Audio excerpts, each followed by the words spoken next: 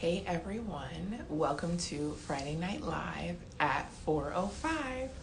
I'm Tori Humphreys, a professional life coach, here to help creatives move from abstract ideas to concrete realities. Today, our focus will be on tips for pressing into the stress. And I just want to start off just by talking about the different types of stress that we have. One way we have stress as creatives is how we see ourselves, how we see our craft that we have. And it can be stressful if we're constantly beating ourselves up for not performing the way that we want to. And not only in our creativity, but also the other roles that we have. Maybe as a daughter, a son, a mother, a father, a brother, a sister. The various roles that we have affect the stress that we hold. Also, family situations. Maybe you've had someone that you're grieving, and maybe you've had someone who has a serious health condition, or just even conflict between relatives can add to the stress that you're feeling, or even just tension with coworkers and those types of things. Or having a diagnosis personally for yourself. And also just thinking about what's currently happening in our world. The situations that we experience in our neighborhood, our city, our state, our country, and even the world. I mean, even thinking right now about the war between Israel and Palestine.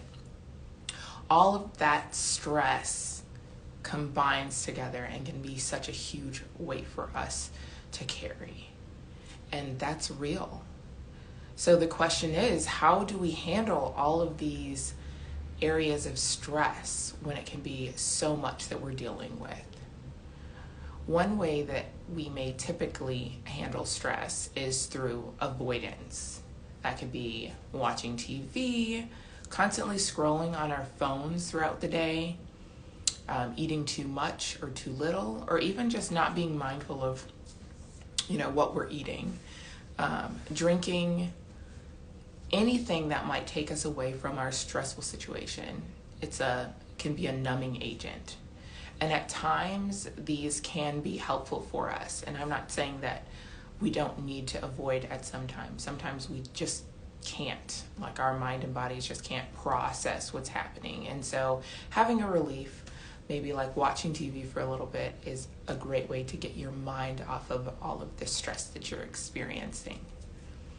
And for me personally, I can just say that when I'm on my phone for a long time, even more than usual, I find myself trying to avoid my reality. Maybe it's just being 3 times as busy.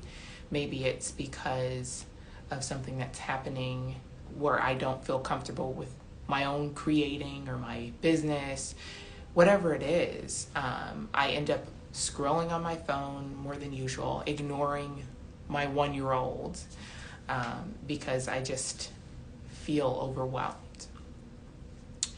And what too much avoidance can lead to is increased stress and anxiety. Not dealing with our stress can just make us more frustrated, not to mention how it wears on our bodies and our minds. Our minds can be exhausted from the running thoughts that we just keep up here when we don't actually deal with them. And also just, what happens is we don't show up well, whether that's in the way that we create or as with our families, with our work, whatever it is. When we avoid so much, we become not as present in our reality. So what do we do? What do we do when we have so much stress, and avoidance isn't the only way that we can deal with it? So I'm here to provide you with some tips on how to manage our stress. One being that I've implemented is just being in the present moment, meditating, mindfulness. And this can be through some breathing exercises, Recently, I started using an app called Balance, and it's free for the first year, and it's actually a program that you do different types. I think there's 9 different types of breathing and mindfulness techniques that are catered specifically to you, and I find that to be extremely helpful. Also, another way is just really being able to evaluate our stress. And how do we do that? How do we really look at it? Now, if you find yourself to be overly busy, you may think, okay, I don't have time to do this.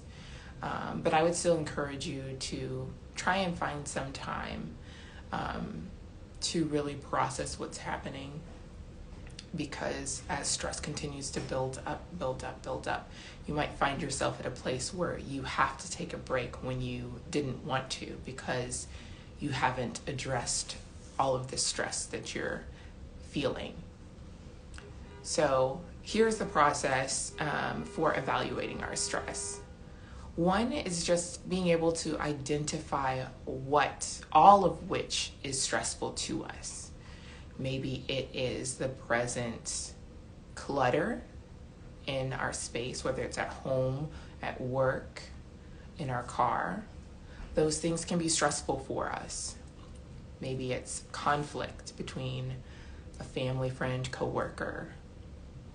Perhaps it could be just even physically. If you're experiencing pain in your body, maybe it's from the lack of exercise or exercising too much. All of those are areas that can just add more stress in our lives. So, like I said, being able to identify those things and just even writing it down, or writing it down. Okay, these are all the ways in which I've been stressed. Then the second thing is being able to process how we respond to this stress. So when I walk into my kitchen and I see all of the dishes piled up, I feel overwhelmed. I feel sad, or, whatever feelings that you might have, and also the thoughts that go with it. Maybe you're thinking when you see these dishes, oh my gosh, it's just another thing I have to do. And that is energy that is just, it's a weight that weighs you down, even with those thoughts and feelings, and it can feel so heavy. So think about what beliefs that you have about stressful situations and what you're feeling about it. So, and then next part of it, and how we respond, is where our stress leads us to. So first is identifying what's stressful. 2, how are we responding to this stress? 3, trying to understand where our stress leads us to. So when we're stressful, for me personally, when I see dishes piled up in the sink, I feel like, oh my gosh, that's too much. I can't do it, and I feel overwhelmed. And so it leads me to doing nothing. I don't do the dishes. Or I feel like I should have somebody else do it, like my husband or whatever. But I push it away because I'm like, it's too much for me and I can't handle it. And those are thoughts I believe. And so if I believe I can't do it, if I believe it's too much, therefore I don't do it. And so that stress staying there, it just continues to stay there, and might even be more frustrating because I constantly have the dishes in the back of my mind. And so the more things you have, the more stress that you can, as you're going through this exercise, you'll realize, oh my gosh, these are all the things that are in the back of my mind that are on a loop in my head. And once we actually address those areas, it can be very freeing and provide us with more energy as we're working through it. And then just think about why we respond the way we do. Why do I think that I can't do it when I see a pile of dishes? Or why do I feel overwhelmed? And it might help going back, thinking of times where you felt it previously and how you've come to respond in this way. And also understanding this can lead us to understanding our values and the things and people that we care about the most.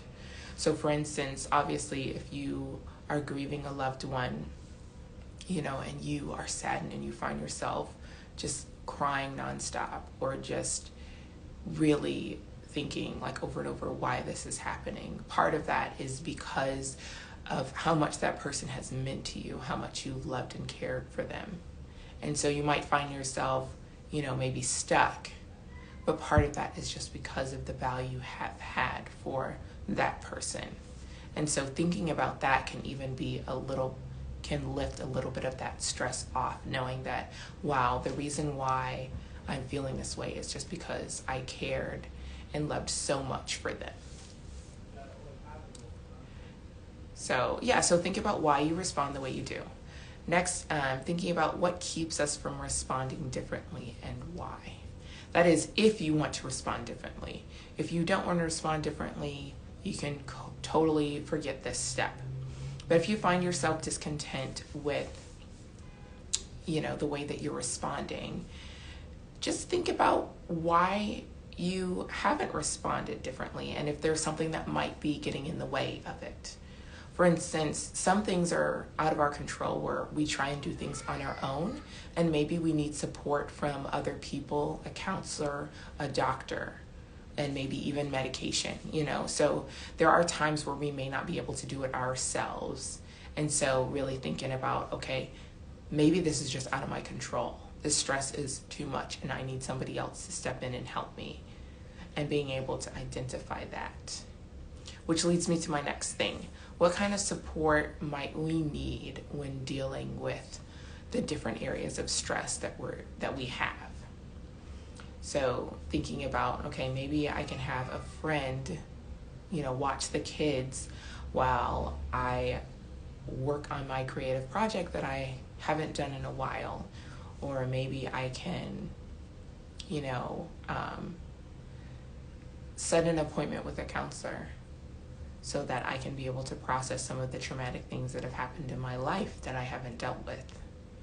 Or even just calling up a friend and being like, hey, this is such a stressful time for me and this is what's happening, and just being able to talk it out.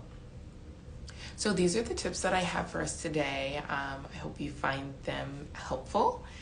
And as always, thanks for watching Friday Night Live at 4:05.